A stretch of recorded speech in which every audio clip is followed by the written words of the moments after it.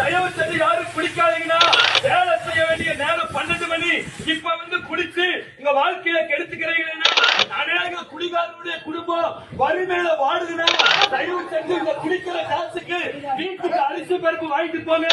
சமூக வலைதளங்களில் வைரலாகி கொண்டிருக்கும் காணொளியை தான் நாம் இப்பொழுது பார்த்து கொண்டிருக்கிறோம். மதுபான கடையின் வாசலில் நின்று 2 கரத்தை எடுத்து கும்பிட்டு தயவு செய்து குடிக்க வேண்டாம் என்று கதரும் கிறிஸ்தவ போதகரை தான் நாம் பார்க்கிறோம். கோயமுத்தூர் பகுதியை சேர்ந்த ஜெபசிங் ஃபெலிக்ஸ் என்ற போதகர் மதியம் 12 மணி அளவில் தன் ஆவியில் பக்தி விருத்தி அடைந்து மதுபான கடை வாசலில் ஏராளமான குடிமகன்கள் நின்று கொண்டிருந்த போது வருவாய் தருணம் இதுவே என்ற பாடலை கண்கள் கலங்க பாடியவாறே அழைக்கிறார். மேலும் மதியம் 12 மணி மும்முரமாக வேலை செய்ய வேண்டிய இந்த நேரத்தில் மதுபான கடையில் நின்று உங்கள் வாழ்நாளை வீணாக்க வேண்டாம் என்றும் இங்கு செலவழிக்கும் பணத்தை உங்கள் குடும்பத்துக்கு செலவு செய்யுங்கள் என்றும் கதரும் காட்சிகள் நம் கண்களை குளமாக்குகிறது.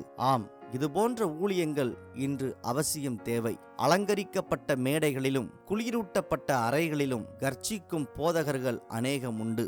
ஆனால் பொது இடத்தில் குடிமகன்களுக்கு இடையே துணிச்சலோடும் தைரியத்தோடும் வந்து நற்செய்தி வாசகத்தை அறிவிக்கும் இவரை நாம் பாராட்டியே ஆக வேண்டும்.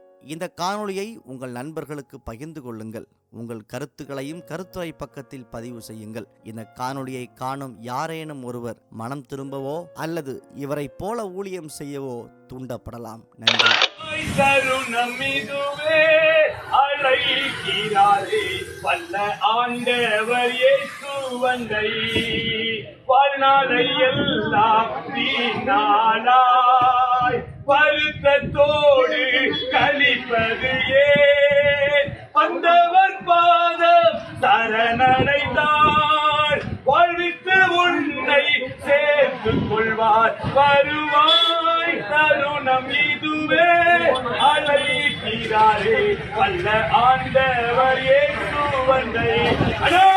இந்த குடிப்பழக்கம் உங்களுக்கு மாத்திரமல்ல, உங்க பிள்ளைகளுக்கு உங்க குடும்பத்துக்கு சேர்த்து பாதிப்பு.